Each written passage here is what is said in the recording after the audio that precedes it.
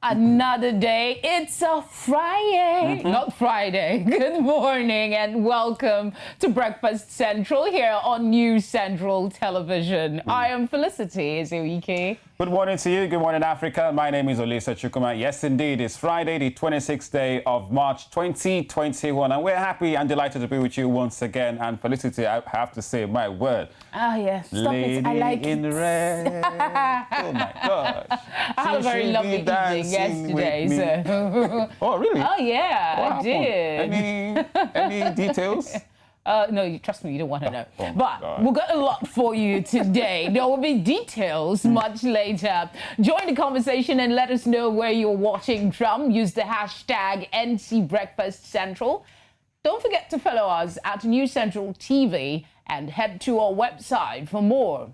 That you can also download the News Central TV mobile app. Just head to our Play Store, your Play Store or iOS. Yes, indeed. It's a Friday and we get ready for the weekend. Here are some of the things you expect on the show today. We'll begin with some of these stories to keep you up to date with happenings around the continent of Africa. And then we'll have the morning tea, the headlines. So we'll look at some of the African dailies, after which we get into our impact conversations. And today we'll be having an event planner. Yes, indeed. Join us, talk about the business of event planning, especially in this pandemic, and how she's carving a niche for herself in that sector.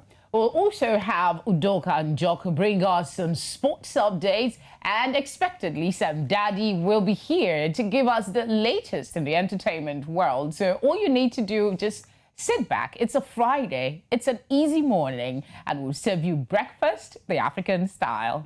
But first, stories from last night. We start with the NIM registration. A federal high court sitting in Lagos, Nigeria, has ordered the extension of the deadline for the national identity number, that's the NIN, by 2 months.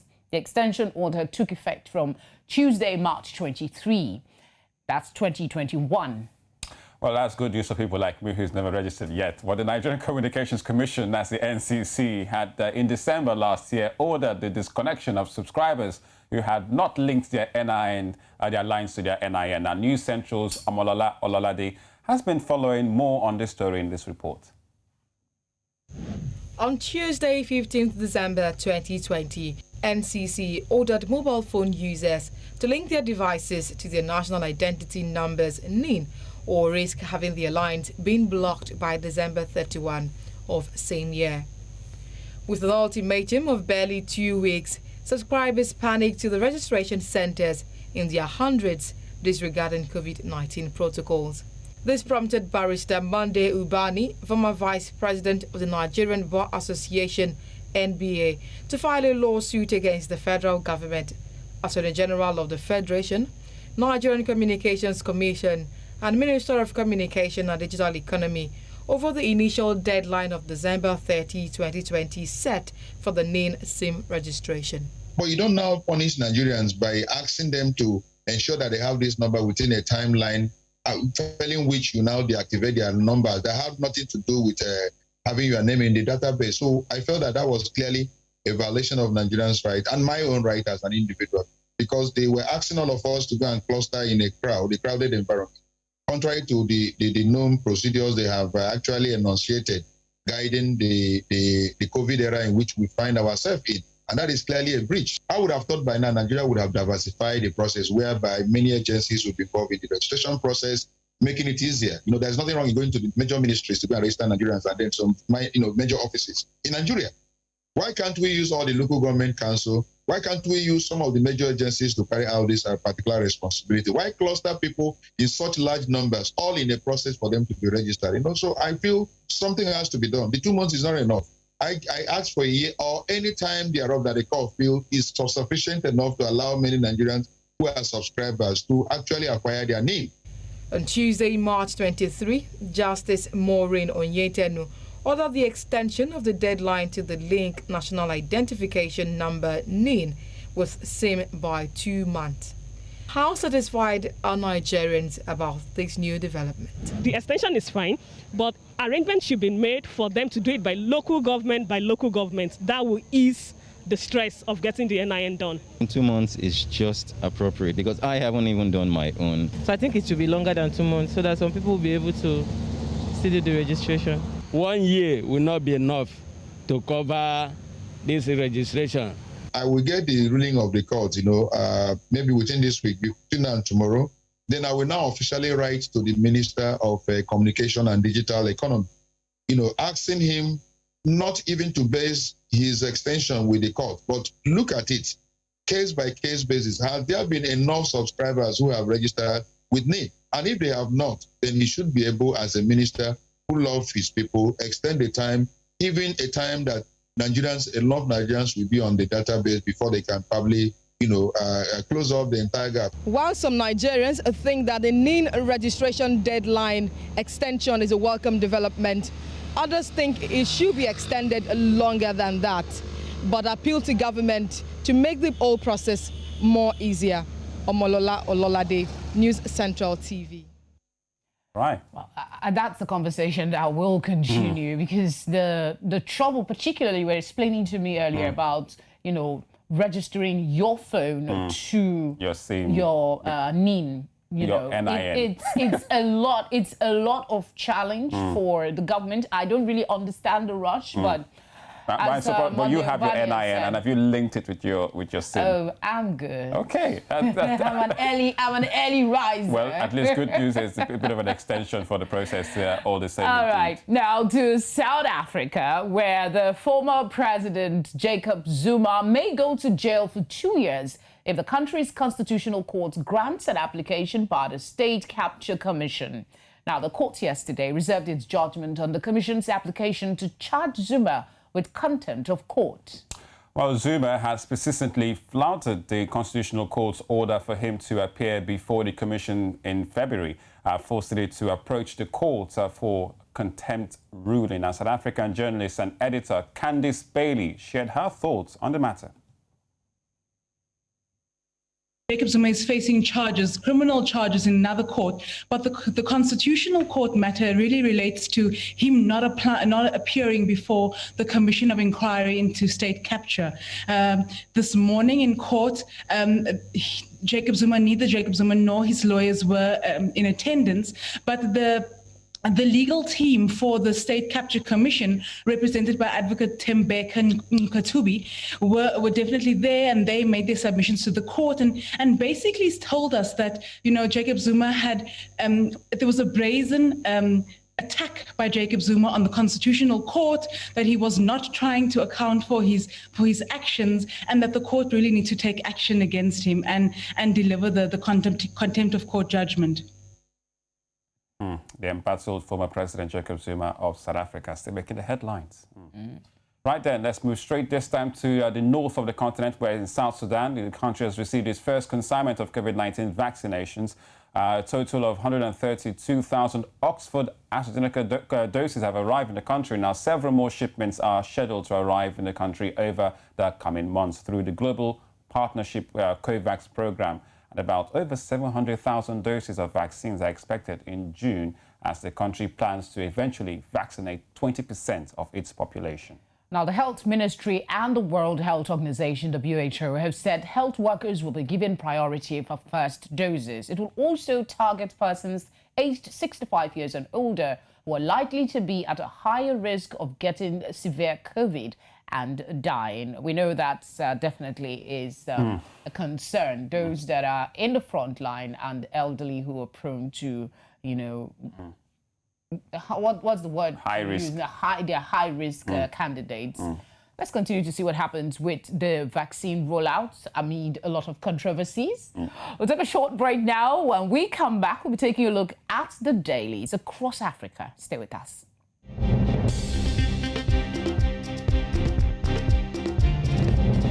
Right then, so welcome back. Still Breakfast Central. It's a Friday, so let's get to it. All about the morning tea, where we bring out our cuppers and look at the papers of the front pages and perhaps some back pages of African dailies. And where do we begin this morning? I think Felicity will, steer us somewhere. Let's start from South Africa, the Sowetan. Okay. Schools out, that's the big one there. Schools out. Tugs storm high school, forcing it to close for more than a week as they hunt people whose sin was to comment on Facebook the killing of their fellow gangster. Mom witnesses boy being chased with a panga and axe on school premises. That's gang runs amok. That's the very sad story on the front page of the Sowetan.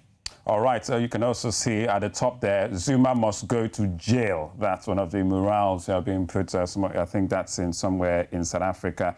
Judgment was reserved in the application by the State Capture Commission, asking Constitutional Court to order former President Zuma to be jailed for 2 years after he failed to comply with a court order. All right, so... There's this one, let me say, not quite bun in oven, lockdown bets, great business for couple. That's a nice one. On page 14 of the paper out there in South Africa called the Sowetan. I always love to go with Sowetan. They have this, punchline head. And, this is serious. School's out, but they're making it very clear. Why is school out?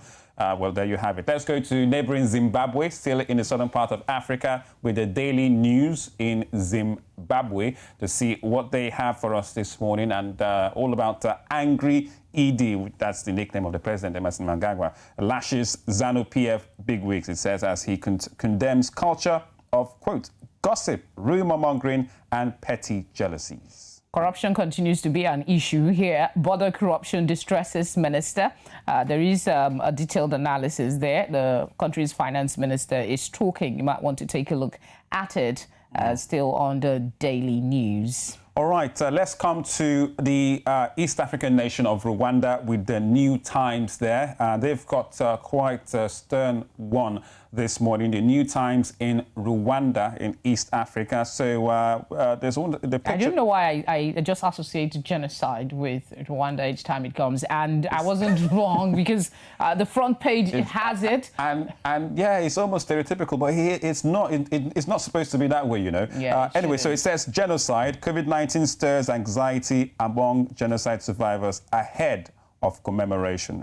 So there you have it, the picture there. It says mourners listen to genocide survivor giving testimony during commemoration events at the Morambi Genocide Memorial back in 2017. All right, so there's more on that story on the front page of the New Times. The screamer there, again, another one is government to inject another 150 billion in manufacturing.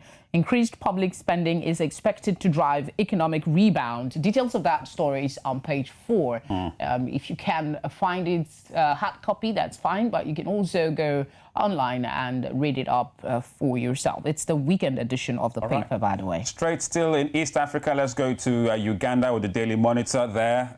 Also quite a stern headline this morning there. It says pregnant schoolgirls to go home for a year. And it's all about a new policy. The Ministry of Education revised guidelines which aims at preventing and managing the rampant teenage pregnancies in school. We'll see the responsible schoolgirls sent home. I don't think sending them home is going to be the solution, really, because what would they be doing? What really would they be doing? They're not learning. Pregnancy is not an illness. It sounds more punitive now. Yeah, it's not an illness. You can be pregnant and still be extremely productive. Women have proven that all over. We have this, the Prime Minister, Aden, who got pregnant, was doing her job, gave birth. I mean, just in the ad, that's in New Zealand, right? Yes. Okay. All right, so there you have it. Let's come to West Africa. No time to waste with the Punch in Nigeria. I love to call it the mishmash because you have so much going on the front page. Olisa, you have to stop this, or else I will call the police. It's a mismatch. So pick one and make your peace. All right, so top the big rider there says Lagos kicks nurses faults federal government as alleged vaccine sale surface. Oh my gosh. Says Lagos demands proof as residents decry vaccine sales at centers. Federal government satisfied with progress of vaccination of over 300,000 jabs and more than 288 billion released for COVID-19 relief. But also on the front page, Olympics torch was done yesterday in Japan, so they've also gone with it. Yeah, before we run from the Punch in the time we have, I'd just like to mention here that demanding proof from residents doesn't make a lot of sense to me. It should be something that there should be a government body that should investigate to find out the validity of these claims. It is for the people to draw the government's attention to a problem and for the government to find a way to solve it and not say, give me proof, like the citizens are going to give you proof of something that's going on in I mean, that's just the part that I don't get with that Alleged headline. Vaccine sales? It's still an allegation until it's proven otherwise. But the onus does not lie, in my thinking, with the citizens to provide proof. Right, Anyway. we'll follow that one, and I think it's quite disturbing in all sense of the word. A quick nip at the new vision here. Museveni stops government motorcycle imports. That's in Uganda, right? Yes. Yeah, the new vision. New vision. But they've gone very papal on the front page. There's motorcycles, but I'm seeing very pastoral movement. All right, so we'll take a quick breather right here on Breakfast Central. Olisa and Felicity will be back for you with our impact conversation right after this short break. You don't want to miss it. Stay with us.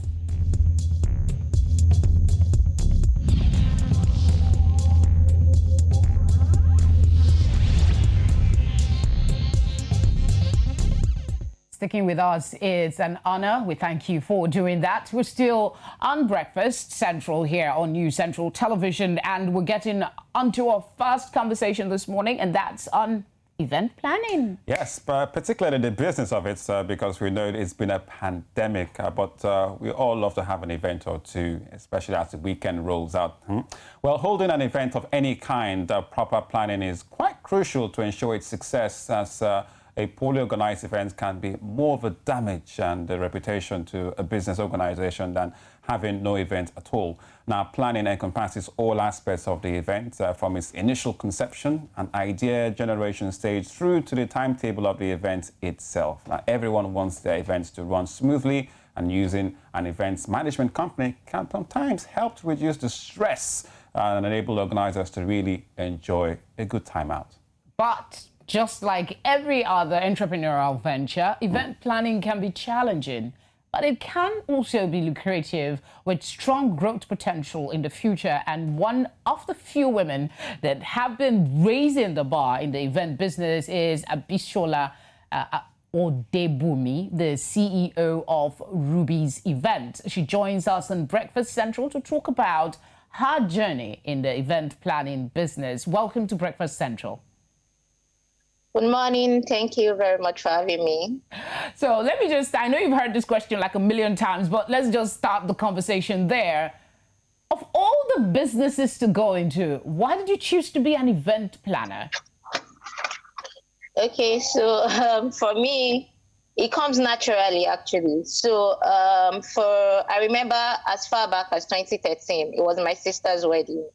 And then I wasn't so enlightened about event planning. I didn't know like there was a business in the events company. So in 2013, that was my sister's wedding. I realized I was the one that put everything together, like to the extent that almost all the vendors thought I was actually the bride. They kept on calling me Yahoo, Yahoo, Yahoo. So it's just something I love doing. And when I realized that it was something you could go into, I went for a formal training, and then I started doing it. So it has always been something that comes naturally to me. Wow. Well, Abisola, especially for those of us who live in Lagos, where events pop up, left, right, and center, even amidst the pandemic, albeit, in a relatively turned manners. But one may ask, what really do, I need to become an event planner for? Tell us why event planners are quite key, in planning great events. Okay, so I'm going to do like a practical example. Okay. So imagine you having an event, right? Let's say your wedding, because wedding is one of the most important things to happen to you. So let's say you're having your wedding, you have the way you want your wedding to be, the way you want your guests to be. While you are at the center of attraction, you cannot possibly be there to make sure this person is doing this person is doing this. So you need somebody that is kind of mirroring you in an event, right? So this is somebody that you trust that will make sure things happen.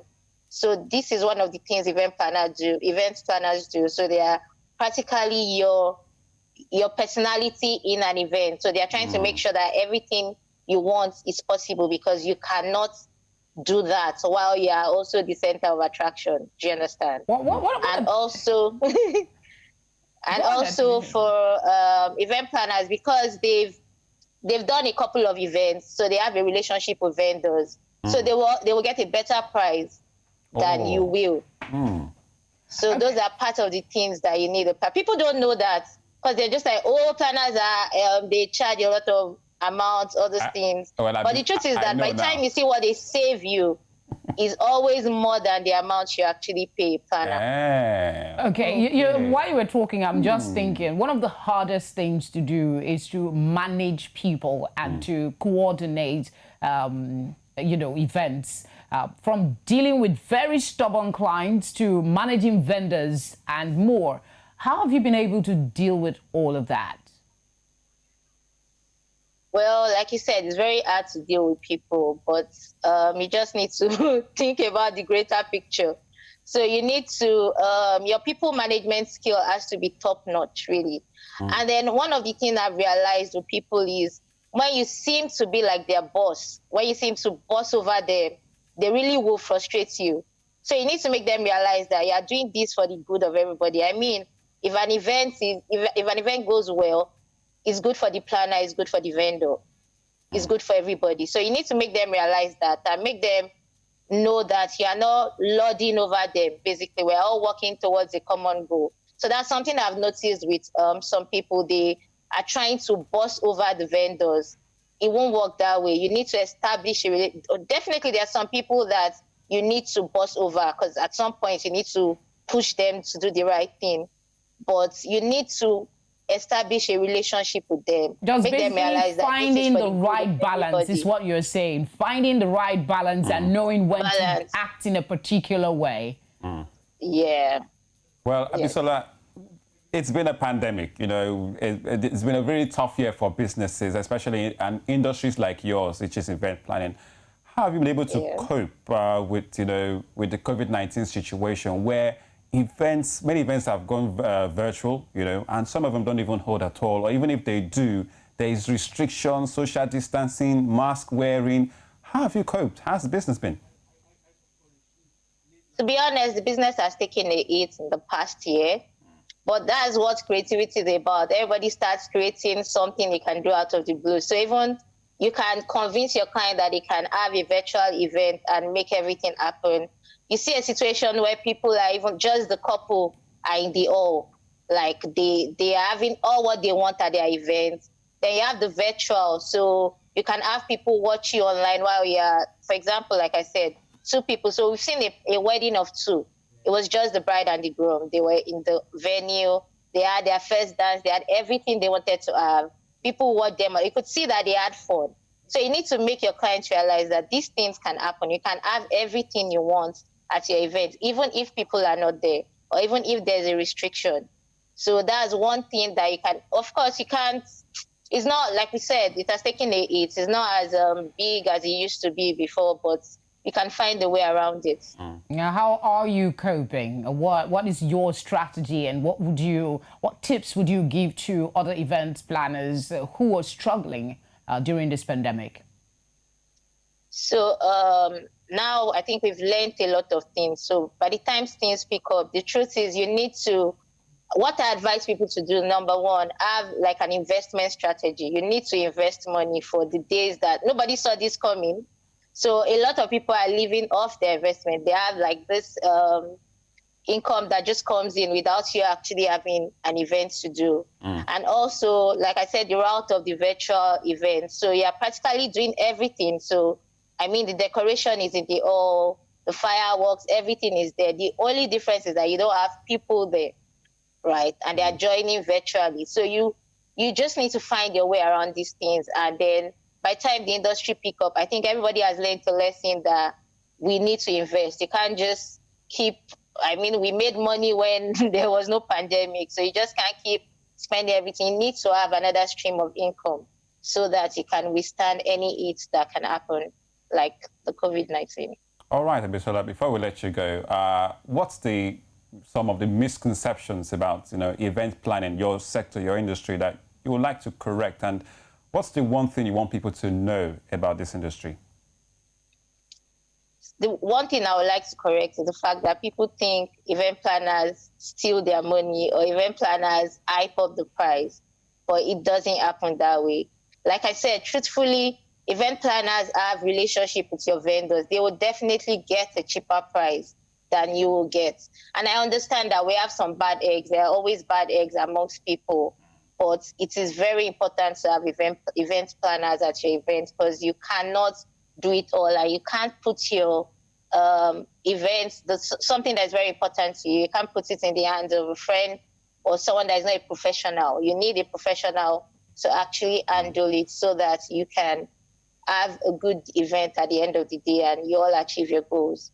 So the conception I would like to change is the fact that they think all event planners just want to steal your money. There's really nothing important. Like you rightly noted, there are some really bad eggs. A friend of mine whose wedding, I mean, was almost messed up. We had to take, charge to get things done. Some people really mess up your profession, but well done for standing up. And a quick one, we know that it's quite a competitive industry because there's not just for weddings, there's birthdays, there's corporate events, which is, another spectrum of the industry. So being a woman, managing this business, how's it been? Because it's quite competitive.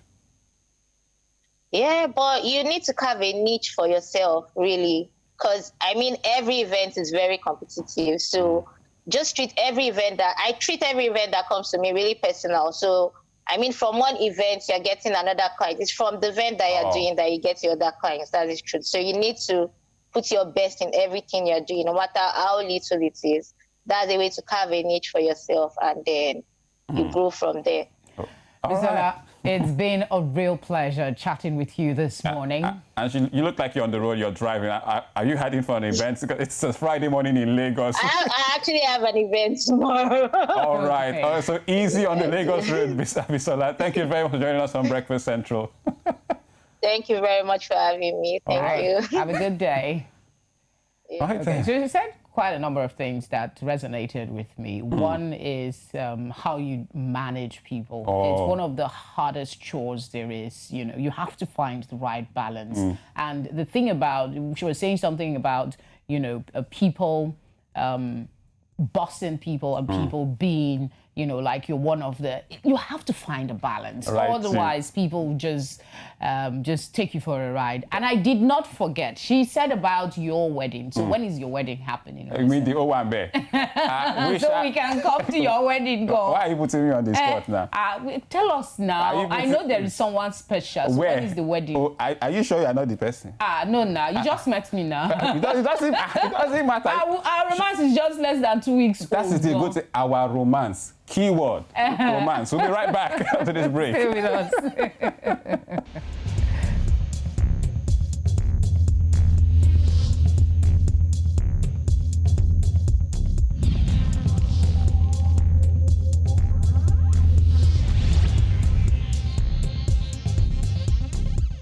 Right, and welcome back. Still Breakfast Central. Don't forget you can catch us right here on our social media space. Yes, indeed, use the hashtag NCBreakfastCentral. And we're on Twitter, Instagram, Facebook. Not forgetting you can catch us also on YouTube and log on to the website newscentral.africa.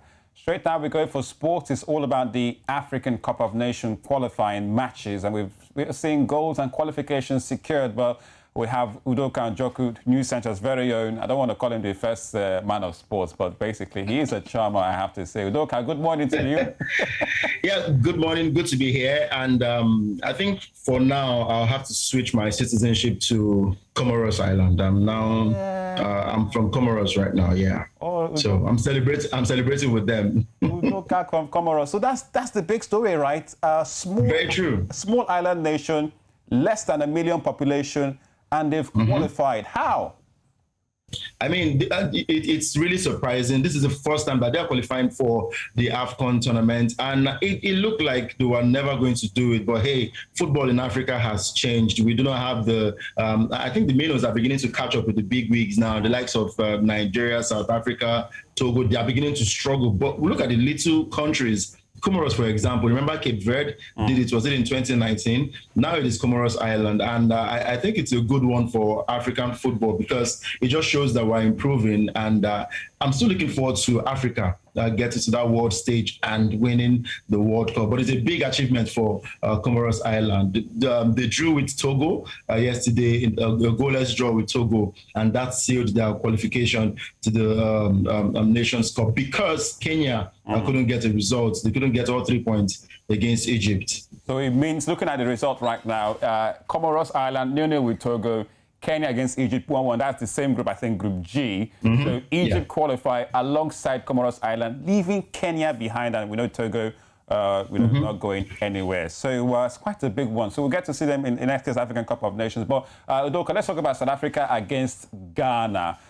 Looks like it was all square there. Yeah, before I go to South Africa against Ghana, let's also remember that Zambia winners. I think they won it. Was it in 20? Well, what year did they win it? But they didn't get to qualify. They've been eliminated from the qualification series for the Nations Cup. It's a sad one. It just shows you that teams are beginning to catch up with the big boys. Yes, they played 3-3 against Algeria. They needed to win that game against Algeria. Algeria that they didn't have Mahrez play, but still they couldn't get all 3 points. So Zambia have been kicked out for qualifying for the AFCON tournament. But then South Africa versus Ghana, it was supposed to be a big game. Yeah, but it didn't live up to expectations. For me, it didn't live up to expectations. But then South Africa tried to get that result, but hey, it ended in a 1-0 draw, and it sealed Ghana's qualification to the next phase of the tournament, and that is Ghana topping that group. So big one for Ghana. And South Africa, they've been struggling. They've been very, very inconsistent for years now, and I just hope that they can get their acts together in the last round of qualifiers. All right. Also, the likes of Gabon, if I'm not mistaken, they also had the qualification. Pierre-Emerick Aubameyang was on the score sheet. But let's look at the matches for today. Olisa, before you go to the matches, let me also tell you that Gambia qualified for the first time. They beat Angola 3-0. They also qualified for the first time for the AFCON. So we're seeing new countries qualify for the AFCON. So it's a big one for Africa. All right. Okay, so matches for today. If I'm not mistaken, I've got a couple of fixtures right here with me. Burundi against the Central African Republic, Mauritania against Morocco, Cape Verde against Cameroon, Eswatini against Guinea, Congo against Senegal, and Niger versus the Ivory Coast. Which ones are the critical ones here? I'm looking at Group E, the one that has Burundi, Morocco, Mauritania, and the Central African Republic. The group is still open. Morocco on 10 points, Mauritania on 5 points, Burundi on 4 points, Central African Republic on 3 points. Now, if the CAR beats Burundi, they'll go straight to 6 points, and they'll be topping Mauritania if Mauritania do not get a result against Morocco. So that group is very, very open. Any team can still qualify. No one has been knocked out yet. Okay. So this remaining 2 fixtures that we're going to see will be very, very difficult in that group, and I think that's a group to look out for. Another one is Group F, that has Cape Verde. Of course, that they can still qualify, but they have to beat Cameroon, who happen to be the host of the AFCON tournament. So if they get a result against Cameroon, they stand a chance to qualify for the AFCON tournament. Congo as well, we have a point, or all 3 points in Group I. They get to beat Senegal, but of course, Senegal are the favorites to win this one. All right, thank you very much, Udoka and Jaga, for giving us the context about all this, African Cup of Nations qualify. So we're celebrating the likes of Comoros and Gambia also qualifying. We'll catch you much later on in the game. All right, thank you very much. Well then, there you have it. Football never sleeps. Super Eagles, don't worry, we're coming. Please alert me when we're playing so I can watch. Saturday. With some popcorn. Okay, fair enough. All right, some entertainment now. We're being joined by our very own Samuel Ojo. We call him Sam Dandy. Hi, guy. What's up? I'm doing good. How are you doing? We're good. All right, so thank God it's Friday, right? Thank God it's Friday. Sam, what's up on the entertainment info space? All right, so let me start with some news. Once I mentioned Diamond Platnumz, we all know him. He's a Tanzanian artist doing great things. Now, in fact, 3 months ago... Okay, Sam, just hold on for a second. We'll be right back with you. Stay with us.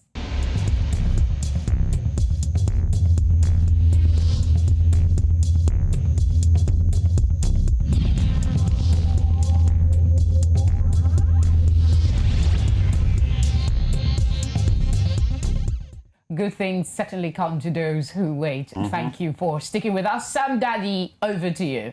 All right, so of course, like I said, thank God it's Friday. So now Diamond Platinum is in the news. Of course, we know him as an incredible Tanzanian artist. In fact, 3 months ago, his song, Wow, featuring Congolese artist Kofi Olomide, made headlines. Now, it was record-breaking because in 8 hours, it had 1 million views. And in 13 hours, it had over 2 million views. Now, this is a great number for, of course, African music. In fact, currently, the song is at 54 million views on YouTube.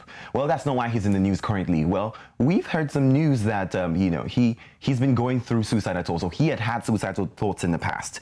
Now, he said that, in fact, he had tried to poison himself at some point. And then he said that, you know what, he realized that if he passed away, people would still talk about him. You know, and this was, of course, in light of some personal issues that he was going through. In fact, also, he did reveal to us over, you know, social media some time ago that one of his songs with Davido, right, which he had a collaboration with Nigeria's Davido, cost him a lot of money, that in fact he had to, you know, pay out of the money, borrow money, and almost more than what he would usually put into music, he had to do, you know, to be a part of that song, to get Davido on that song. And well, I'm just happy that currently he's doing better, he's good, and he put out the information, you know, that everyone, you know, should watch out for their mental health, you know, and I think it's important. It's Very it's important key. message. Wow, so he's okay, right? He's okay, he's doing fine. Okay. Good to know that. More? All right, more stories, of course. Now, I feel like you can't say Burna Boy without saying Grammy-winning artist, to be honest, to be fair. So, please, right. we've heard. Just tell us what he's done. Okay. So I'm not being pissy. Okay. So, of course, we know that he won for Twice as Tall album. And now he's been rolling out videos, you know, of official videos from this album. Now, currently, we have the 6th video out and it's 23. You should see this video, and I'll tell you more details when we come back. You should absolutely watch that video. In fact, it has over 1 million views. He just dropped 2 days ago. But in fact, more importantly, he revealed that, you know, the song, the inspiration for the song was from Michael Jordan. Of course, we know Michael Jordan, the basketball player. Obviously. 23. If you didn't know that, well, now you know. And now, in fact, he says he was watching, of course, Michael Jordan's documentary, and it inspired him, and he saw how Michael Jordan expressed how, you know, he works hard to push those around him to greatness, and he said he can relate to that, you know, because of course in this journey you lose some people, but you need to be better. Yes. You know, and grow. And he talks about sacrifice and all of that. I think it's impressive. It's the 6th video that he's released from the album, and I'm looking forward to my personal favorite, Time Flies, with Southie Soul. Although I can't wait to see that video. But yeah, this is the 6th one, and Burna's doing great. Burna's doing great. Yeah, I actually love the video. The little that we saw, I'm definitely going to watch the full thing much later. Burna Boy doing us proud every day. Thank you, Sam Daddy, for you know, the updates. I guess we'll go straight to our timelines now. Right.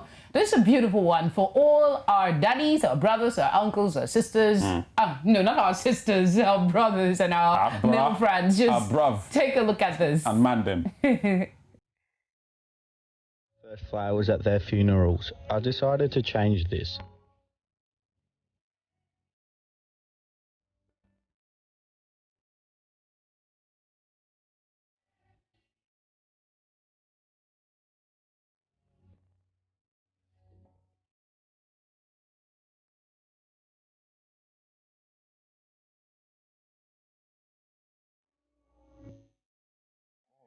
No, I mean, that was really heartwarming. Normalizing flowers for men. Yeah, don't worry, I'll get you. Oh, where's that flower? If you don't give me flower. Take this. Close your eyes and just imagine that it's a flower. If you don't give me flower, voila. I will. Well, I think that's cute. It's nice. It's really nice. Cute. Yeah. Any more on your timelines? Yeah, I think we have one. You had one. Mine is always very quirky. So if you live in the city of Lagos, well, you know the kind of things that we see in the city of Lagos, especially when it comes to the commercial buses they call Danfo, and from strange gear patterns. How about this one for you? And Indispensable David says, there is nothing you cannot see in Lagos, especially inside Danfo. Now, that's supposed to be for the gear, but that is a shower knob, like a shower head. Now, how do you have a shower knob as your gear shift? You're talking. What about people that use? You know what? There's a stick you use to turn a popular dish in Nigeria. We call it eba. All right. That's another one. Okay, you were talking about showerhead. Now that is a microphone as a gear shift. And it's gone. If you're stuck in Lagos traffic, you can as well record hit tracks. Like, oh my gosh, how about that for a punchline? So interesting one. But there's another one I'd love to show you right here. So again, now this is beyond gearbox. Now, what is that? That's a sofa. You have to travel in comfort. Like, that's a vehicle, so the SUV or the bus, I'm not sure, but imagine somebody just fitted a full sofa, leather sofa for that matter, inside the vehicle. Where is the space for the gear now? Don't worry. And the pedal. So long as you are comfortably seated, you can move. But those are some of the quirky things we saw online, and we thought to share with you this morning, from showerhead to microphone as a gear stick. But that's it on our timeline this morning. It's been a pleasure as always. But we're not done yet. We still have some little thing that we'll leave with you, and then we'll wrap it up. Yes, it's all about the world of entertainment. A couple of Young Africans have been doing quite well. We're leaving you with that. But you can also catch us again later. That's on Monday, where we'll be here. I and Felicity will be back here on Monday. No time to waste, 8 a.m. with the cast and crew. We'll have another bumper week. And we say thank you for tuning in since Monday up until Friday. It's been quite a week. Right. See you soon. We'll leave you with this one. So enjoy and have a great weekend. So that's social media is a positive tool in the hands of today's Generation Z, changing the perception of Africa to the world by creating humorous and entertaining skits. Gen Zs are getting notable attention. From the entertainment desk here at News Central, here are our top 5 African kid stars. At number 1, Emanuela Samuel, 10-year-old Nigerian YouTube channel comedian on Mark Angel's YouTube channel. Now, after the success of her comedy skit, This Is Not My Real Face, in 2018, she landed a role in a Disney original film, and in 2021, she won the Nickelodeon African Social Media Star Awards following her nomination in 2018. Thank you so much, and don't forget to stay safe. Kenyan Elsa Majimbo is our number 2 spot. With over 2.2 million followers on Instagram alone, the 19-year-old social media comedian and 15 times chess champion has gotten the attention of music industry's biggest names, Rihanna, and Grammy-nominated award artist Beyonce. Majimbo has worked with Italian luxury fashion house Maison Valentino to create her debut book, Alphabets for Kids and Adults. Wait, it needs to be more interesting than that. It will drop from above. Hey! Oh, shit. Oh. It's the creativity and attention to detail of the Ikorodu boys that brings them to our list. The Nigerian brothers, ranging between the ages of 11, 13, and 23, have even gone to receive gifts from multi-million-dollar streaming entertainment service company Netflix. Muiz, Malik, Babatunde Sani, and their cousin Fawaz, Aina, have creatively replicated the real-life scenarios, top-notch music videos, to fictional scenes from Hollywood blockbuster movies, using only resources available to them. They have immersed several thousands of followers from all across the globe, including the attention of basketball star LeBron James, American Awards-winning rapper Rodri Rick, and film actor and producer Will Smith. Do when we come in. No, never.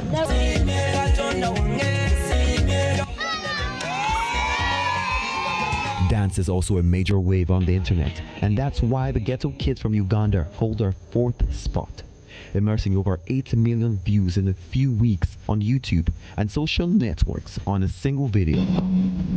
The group, which started as 5 members, have toured Africa and gained international admiration from American artists like P. Diddy and Nicki Minaj, and in 2017, a feature in French Montana's unforgettable official music video. Our number 5 kid star has a Guinness World Record as the youngest disc jockey in the world. DJ Ark Jr. at age 3 became the youngest winner of South Africa's Got Talent and went on to compete in America, China, and British Got Talent.